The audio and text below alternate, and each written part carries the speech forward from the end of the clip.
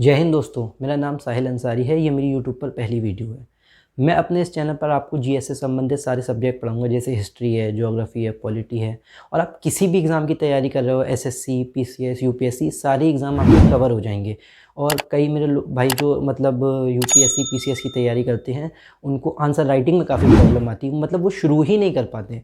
तो मैं ये भी बताऊंगा कि आंसर राइटिंग कैसे शुरू करना है। काफ़ी लोग मतलब बिल्कुल उस मामले में उनको लगता है कि हम लिख ही नहीं सकते, तो मैं उनको बताऊंगा कि शुरुआत आखिर करनी कैसी है। और हम सारी सब्जेक्ट को काफ़ी डिटेल में पढ़ेंगे, हर एक डाउट को क्लियर करते हुए बिल्कुल बेसिक से। तो आज हम जो अपनी शुरुआत करने जा रहे हैं वो हिस्ट्री से करने जा रहे हैं। हिस्ट्री काफ़ी लोगों को ये लगता है कि बोरिंग सब्जेक्ट है और उनको ये लगता है कि इसमें सिर्फ डेट्स ही याद करनी होती हैं। तो ऐसा नहीं है, हिस्ट्री काफ़ी इंटरेस्टिंग है, बस उसको पढ़ने का एक अलग तरीका होता है। तो आज हम अपनी शुरुआत हिस्ट्री से करते हैं। तो चलिए शुरू करते हैं। आज अपनी शुरुआत हम लोग हिस्ट्री से।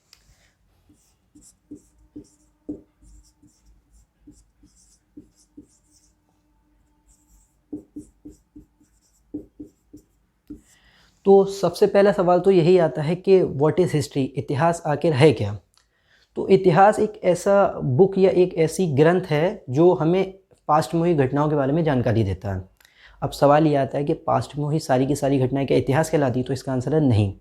इतिहास में हुई वो घटनाएं जिनके हमारे पास सबूत हैं, सोर्सेज हैं, प्रमाण हैं, वो सारी घटनाएं इतिहास कहलाती हैं। अगर इतिहास में कोई पास्ट में हुई कोई भी घटना जिसका हमारे पास सबूत नहीं है, तो वो घटना पास्ट कहलाएगी, वो इतिहास नहीं। यही फ़र्क है इतिहास में और पास्ट में। तो मैंने अभी बात की सोर्सेज की। सोर्सेज दो टाइप के हो सकते हैं, एक जिनको हम बोलते हैं आर्कियोलॉजिकल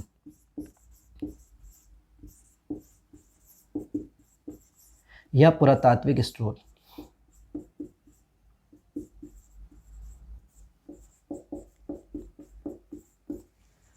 दूसरे हो सकते हैं लिटरेरी सोर्सेज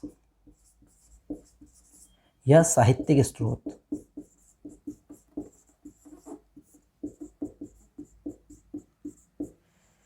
पुरातात्विक जैसे कि मान लीजिए पुराने अवशेष, जैसे फॉसिल्स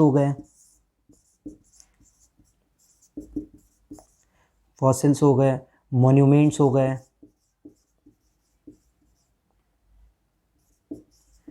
कॉइन्स हो गए, इंस्क्रिप्शन यानी अभिलेख,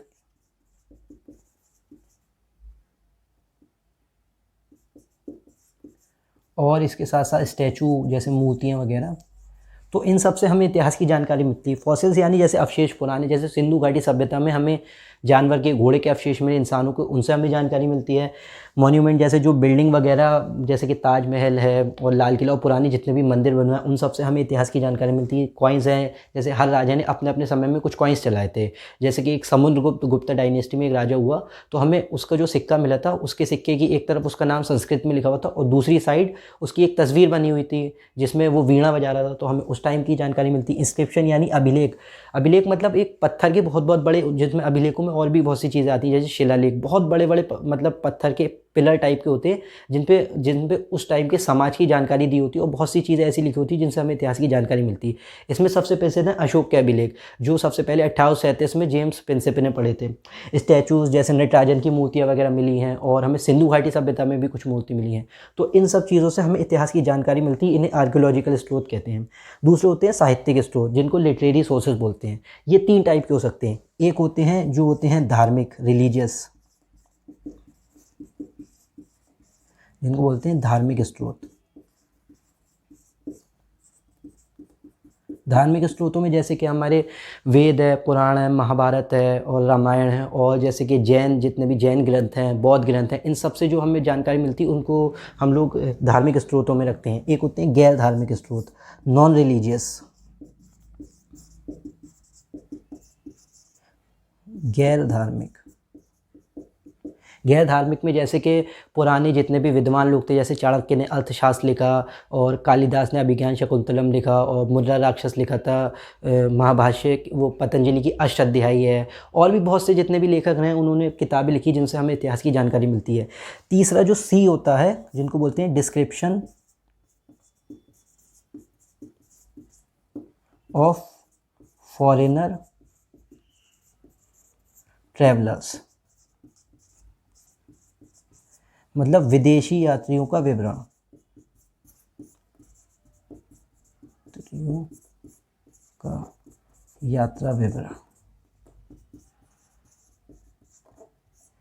समय समय पर हमारे देश में कई बाहर से विदेशी यात्री आए हैं और वो अपने साथ एक डायरी मेंटेन करके लाते थे और उसी डायरी में वो सब कुछ नोट करके ले जाते थे, यहाँ की सामाजिक व्यवस्था कैसी है, यहाँ के लोग कैसे हैं, किस टाइप का कल्चर है, खान पान है, और वो अपने देश में जाके बखान करते थे। उन्हीं के जो उनकी किताबें हैं उन्हीं से हमें इतिहास की जानकारी मिलती है। अगर एग्जाम्पल देखा जाए तो गुप्ता डायनेस्टी में एक राजा हुआ था चंद्रगुप्त सेकेंड, उसके टाइम में चीन से एक यात्री आया था फाहियान। उसके बाद हर्षवर्धन एक राजा हुआ, उसके काल में एक यात्री आया था हुएनसांग, वो भी चीन से ही आया था। ऐसे ही तुगलक डायनेस्टी में एक राजा हुआ मोहम्मद बिन तुगलक, उसके टाइम में मोरक्को से एक यात्री आया था इब्न बतूता, उसने एक किताब लिखी रहेला। तो इस टाइप के बहुत सारे यात्री जो हैं विदेश से आए हैं, जिनकी मतलब जिन्होंने जो किताबें जो लिखी हैं अपनी उस किताबें, उससे हमें इतिहास की जानकारी मिलती है। तो ये 3 टाइप के सोर्सेज हो गए।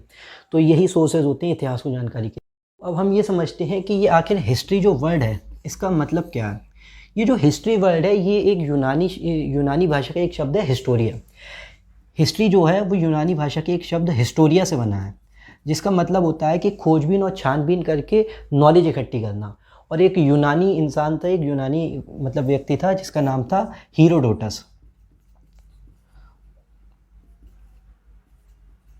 हीरोडोटस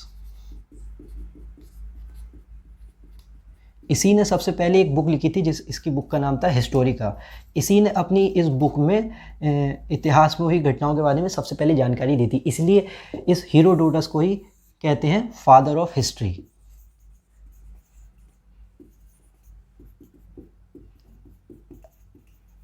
तो हो सकता है ये आपको क्लियर हो गया। हिस्ट्री जो है वो हिस्टोरिका यूनानी एक शब्द है हिस्टोरिका, उससे बना है, जिसका मतलब होता है कि खोजबीन और छानबीन करके नॉलेज इकट्ठी करना। और सबसे पहले हीरोडोटस एक यूनानी व्यक्ति था जिसने एक बुक लिखी हिस्टोरिया। इसी ने सबसे पहले इतिहास में हुई घटनाओं के बारे में हमें इस बुक के थ्रू जानकारी दी थी, इसीलिए इसको फादर ऑफ हिस्ट्री बोलते हैं। तो आई होप ये आपको क्लियर हो चुका होगा। अब हम अपनी शुरुआत करने जा रहे हैं हिस्ट्री से, जो हम इंडियन हिस्ट्री से अपनी शुरुआत करेंगे। तो अब जो है हम अपनी शुरुआत करने वाले हैं इंडियन हिस्ट्री से। इंडियन हिस्ट्री यानी कि भारतीय इतिहास। तो इतिहास को पढ़ने के लिए हमें इसका कुछ काल विभाजन करना पड़ेगा। एक ब्रिटिश विद्वान था जिसका नाम था जेम्स मिल। उसने इंडिया की हिस्ट्री को 3 भागों में बांटा था। शुरुआत के काल को उसने बोला हिंदू काल, उसके बाद को उसने बोला मुस्लिम काल, और उसके बाद को उसने बोला ब्रिटिश यानी ईसाई काल। पर ये मतलब घटिया सा विभाजन था जो धर्म के आधार पर किया था। तो ये कभी कभी पेपर में पूछ लेता है कि किसने धर्म के आधार पर विभाजन किया था, उसका नाम था जेम्स मिल। लेकिन जो बाद के इतिहासकार हुए उन्होंने इंडिया की जो हिस्ट्री है उसको 3 पार्टों में बांटा, जो इस प्रकार थी। जैसे कि सबसे पहले भाग को उन्होंने बोला प्राचीन इतिहास,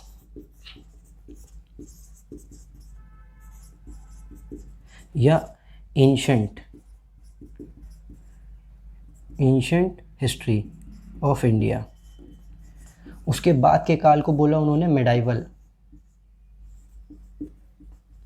मिडाइवल हिस्ट्री, या मध्यकालीन इतिहास।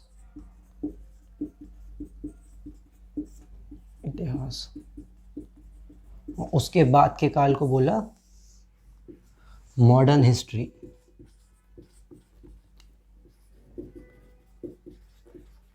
या फिर आधुनिक इतिहास।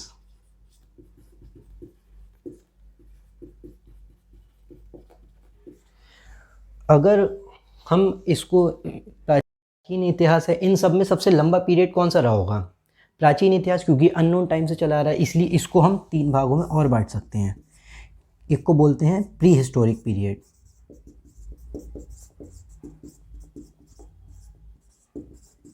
प्राग ऐतिहासिक काल।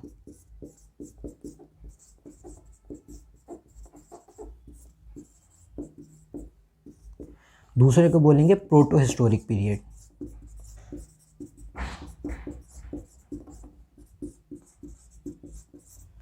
आद्य ऐतिहासिक काल।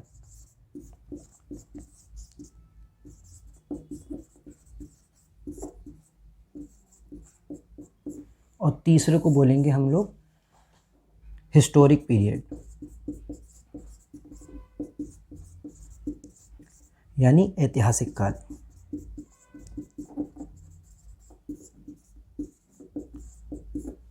अब इन तीनों का आखिर मतलब क्या है? प्राग ऐतिहासिक काल वो काल होता है जिसके हमारे पास कोई साहित्यिक स्रोत नहीं, सिर्फ पुरातात्विक स्रोत हैं। तो यहाँ से हमें कोई साहित्यिक स्रोत प्राप्त ही नहीं हुए, क्योंकि उस टाइम जो इंसान था वो आदि मानव टाइप का था, तो वो लिखना पढ़ना नहीं जानता था। आद्य ऐतिहासिक काल ये काल है जिसके हमारे पास दोनों टाइप के रिसोर्स हैं, चाहे पुरातात्विक हो चाहे साहित्यिक हो। लेकिन ये उस टाइम की जो लिपि है, उस टाइम की जो साहित्यिक स्रोत हैं, उनको अभी तक पढ़ा नहीं जा सका है। तो ये वो काल है जिसके हमारे पास दोनों स्रोत तो हैं, पर जो लिटरेरी सोर्सेज हैं उनको अभी तक पढ़ा नहीं जा चुका है। जैसे कि सिंधु घाटी सभ्यता, तो उस टाइम की जो लिपि मिली है उसको अभी तक हम पढ़ने में कामयाब नहीं हुए हैं। और ऐतिहासिक काल वो काल है जिसके हमारे पास दोनों टाइप के स्रोत हैं और जो लिटरेरी सोर्सेज हैं उनको पढ़ा भी जा सका है। तो प्राग ऐतिहासिक काल जिसके हमारे पास सिर्फ पुरातात्विक स्रोत हैं, आद ऐतिहासिक काल जिसके हमारे पास पुरातात्विक और साहित्यिक स्रोत हैं पर इनके साहित्यिक स्रोतों को पढ़ा नहीं जा सका है, और हिस्टोरिक पीरियड यानी ऐतिहासिक काल जिसके हमारे पास दोनों रिसोर्सेज हैं और जो लिटरेरी वाले रिसोर्सेज हैं उनको पढ़ा भी जा चुका है। और इन सब में भी सबसे लंबा काल कौन सा रहा होगा? प्राग ऐतिहासिक काल, क्योंकि ये भी अननोन पीरियड से चला रहा है। तो इसको भी हम दो पार्ट में डिवाइड कर सकते हैं। एक को बोलते हैं स्टोन एज यानी पाषाण युग, पाषाण का मतलब होता है पत्थर, और एक को बोलते हैं कॉपर एज यानी ताम्र युग। ये वो दौर था जब इंसान पत्थर मतलब गुफाओं वगैरह में रहते थे और पत्थरों के हथियारों का इस्तेमाल करते थे। तो यही सबसे लंबा पीरियड चलने वाला है। इसको भी 3 भागों में डिवाइड किया जाता है।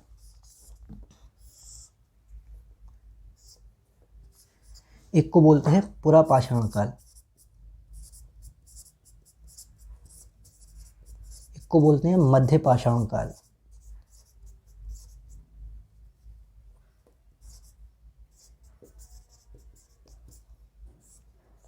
एक को बोलते हैं नव पाषाण काल।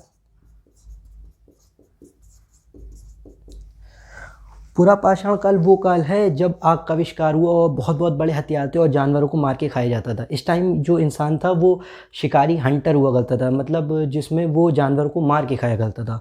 और मध्य पाषाण काल वो काल है जिसमें इंसान ने डोमेस्टिकेशन मतलब पशुपालन शुरू कर दिया था, और इंसान अब जानवर को खाता ही नहीं था और उनके मतलब जानवरों को पालने भी लगा, तो उनके थोड़े हथियार भी थोड़े छोटे होने लगे थे। पहले बहुत बहुत बड़े हथियार हुआ करते थे। और नव पाषाण काल वो काल है जिसमें खेती की शुरुआत हुई। इसमें इंसान थोड़ा सा पहले से और सभ्य हो गया और इसमें हथियार और भी अच्छे होने लगे। तो ये तीनों काल हैं। अब मैंने ये इतना लंबा मतलब लिख तो दिया है, इसमें मैंने कहीं भी जो हिस्ट्री में सबसे इम्पॉर्टेंट होता है डेट तो कहीं भी डाली नहीं, कौन सा काल कहाँ से शुरू होकर कहाँ को ख़त्म होता है। तो सबसे पहले हम क्या करते हैं, डेट को ही समझ लेते हैं। जैसे इस टाइम 2023 ईस्वी चल रहा है, 2000 जिसको 2023 AD बोलते हैं। तो कभी ना कभी 2000 भी रहा होगा AD, कभी ना कभी 1000 भी रहा होगा ईस्वी, और कभी ना कभी 0 भी रहा होगा। तो ये 0 वो साल है जिसमें ईसा मसीह का जन्म हुआ, और जिस कैलेंडर को हम फॉलो करते हैं वो ग्रेगोरियन कैलेंडर है जिसे क्रिश्चियन ने बनाया था, और उन्होंने ईसा मसीह के जन्म को ही बेस मान के कैलेंडर बनाया था।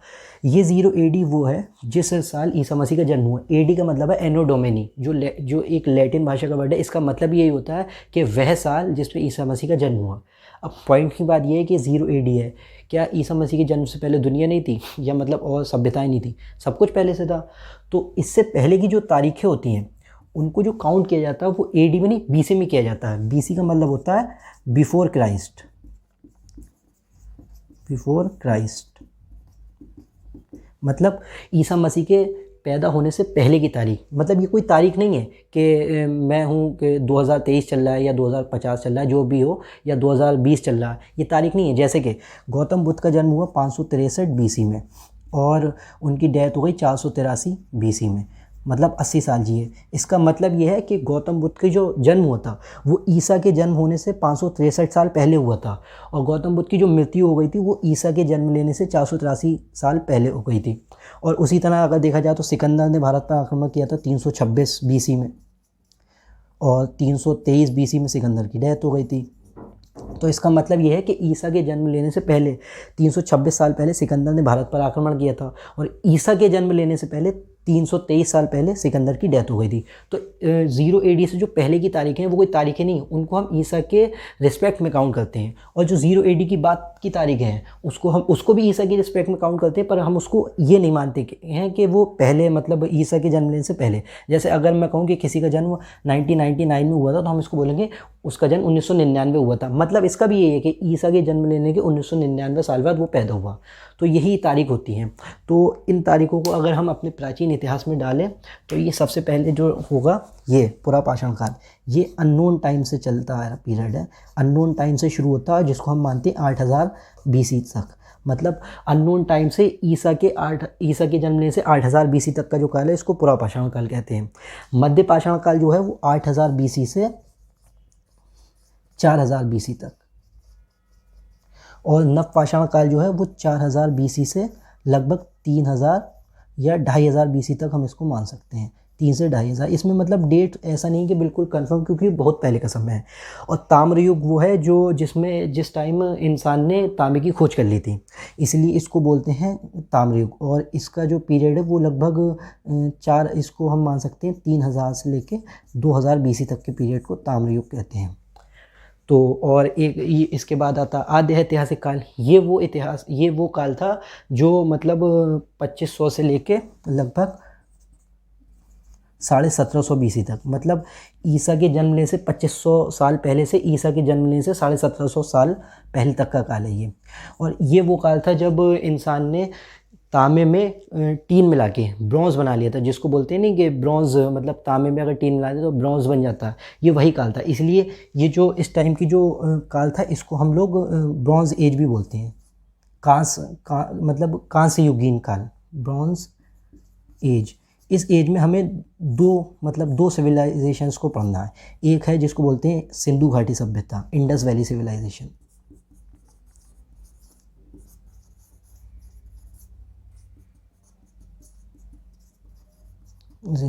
जिसका काल लगभग यही रहा था 2500 BC से लेके 1750 BC तक। और इसके बाद 250 साल इस सभ्यता का मतलब कैसे पतन हो गया, कैसे डिक्लाइन, कैसे मतलब ख़त्म हुई, इसके बारे में हमें कोई जानकारी नहीं। सब लोग अलग अलग इसका मत देते हैं। कुछ लोग कहते हैं कि बाढ़ आने से ख़त्म हुई, कुछ लोग कहते हैं कि भारी आक्रमण हो गया। तो इसके बारे में अभी कोई कंफर्म जानकारी नहीं है। उसके बाद का जो 250 साल का पीरियड है उसके बारे में भी हमारे पास कोई जानकारी नहीं है। लेकिन उसके 250 साल मतलब 1750 BC से 1500 BC तक, क्योंकि हम लोग रिवर्स में चलेंगे, क्योंकि अभी हम लोग जो पढ़ रहे हैं वो AD से पहले का काल चल रहे हैं। तो 1750 से लेके 1500 तक का हमारे पास कोई इन्फॉर्मेशन नहीं। उसके बाद 1500 से लेके एक सभ्यता शुरू होती है, इसको बोलते हैं वैदिक काल, जो 1500 से लेके 600 BC तक चलती है। ये वही वैदिक काल है जिसमें वेद वगैरह की रचना हुई, आर्यन इन्वेजन को जिसमें माना जाता है कि आर्यन इन्वेजन हुआ जिसमें, और ये वही काल था जिसमें हमारे चारों वेदों की रचना हुई। तो ये काल हो गया। एक होता है, इसके बाद आता है ऐतिहासिक काल।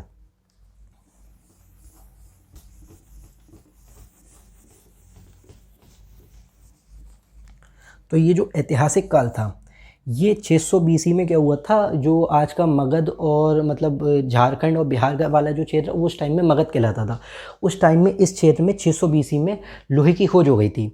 इसलिए जब लोहे की खोज हो गई और वो एरिया ऐसा है गंगा जमुना दोआब, मतलब वहाँ पे खेती वगैरह भी सही होती है, तो इसलिए जब लोहे की खोज हो गई तो और अच्छे हथियार बनने लगे जिससे खेती की जा सके, हल वगैरह फावड़ा वगैरह बनने लगा। तो वो साम्राज्य काफ़ी विकसित हो गया क्योंकि वहाँ खेती और हथियार वगैरह बनने लगे थे, खेती भी खूब होने लगी थी, इसलिए उनका मतलब अर्थव्यवस्था भी ठीक हो गई और लोहे की खोज हो ही चुकी थी। इसलिए इस ऐतिहासिक काल को ही हम लोग आयरन एज भी कहते हैं, क्योंकि इस टाइम में लोहे की खोज हो गई थी, आयरन एज।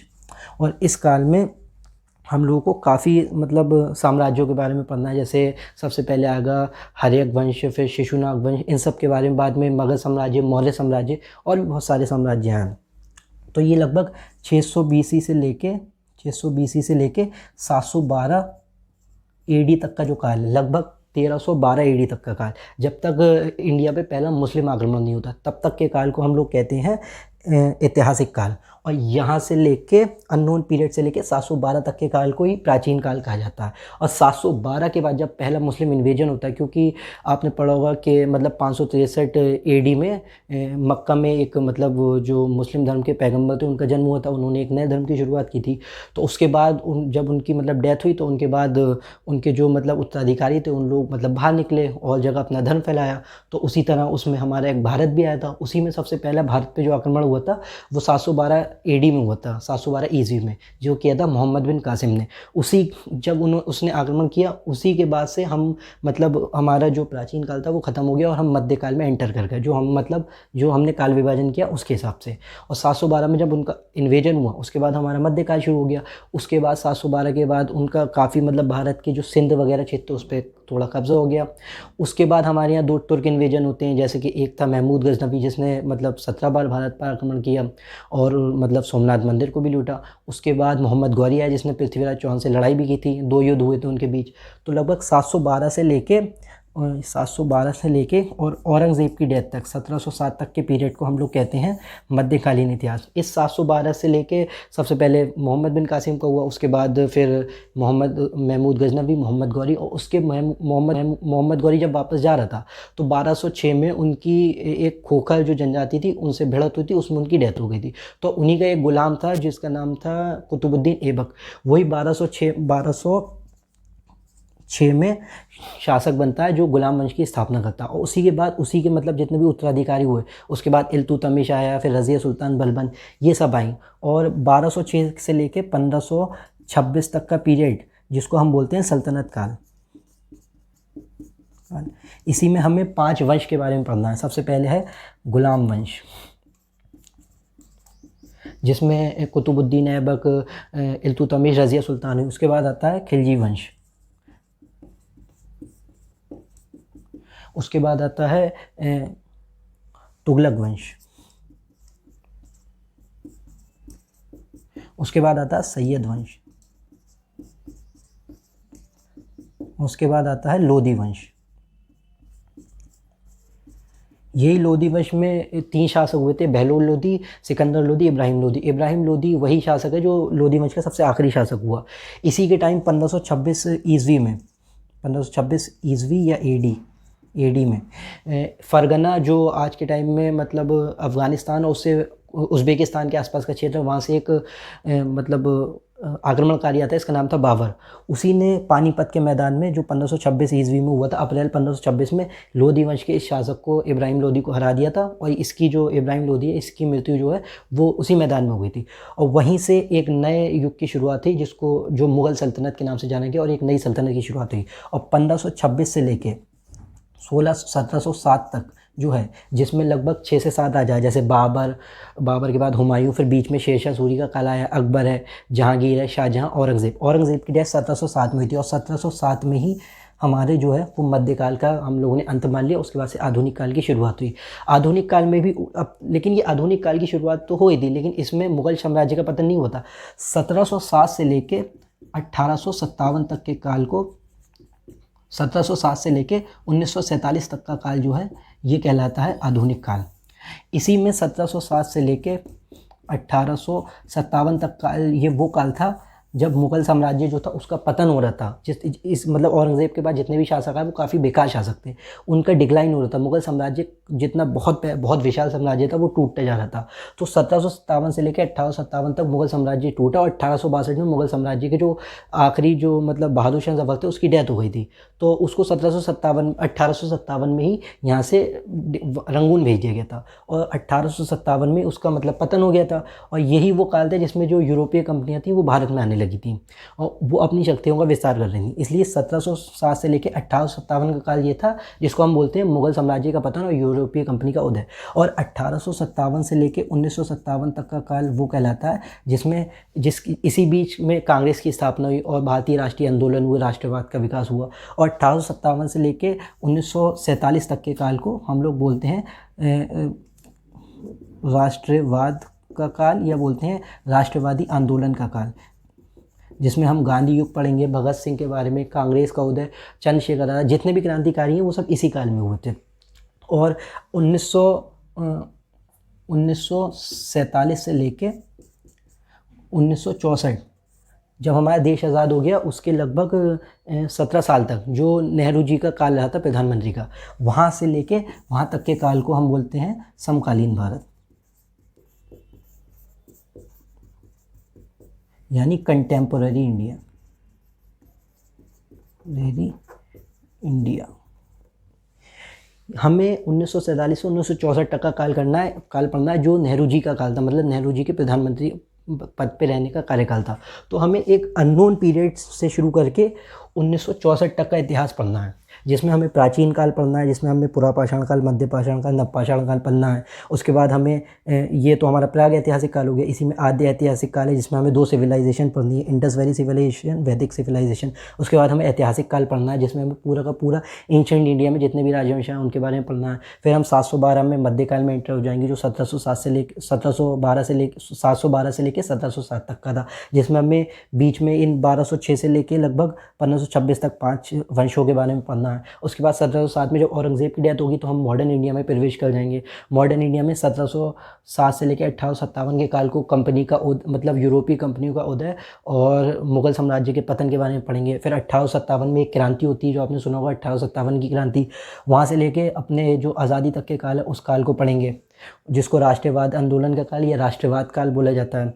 इसके बाद 1947 से 1964 तक के काल को बोला जाता है समकालीन भारत का इतिहास, मतलब कंटेम्प्रेरी इंडिया हिस्ट्री, जो नेहरू जी के प्रधानमंत्री का काल था, वो काल था।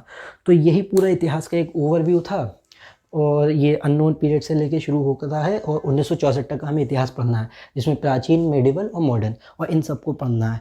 तो मैं हट जाता हूँ, एक बार आप स्क्रीनशॉट इसका ले लीजिए। और इसके बाद कल हम अपनी शुरुआत जो है वो मॉडर्न इंडिया से करेंगे, क्योंकि मॉडर्न इंडिया ही एक ऐसा टॉपिक है जिससे सबसे ज़्यादा क्वेश्चन पूछे जाते हैं, और मॉडर्न इंडिया पढ़ने में बहुत इंटरेस्टिंग है।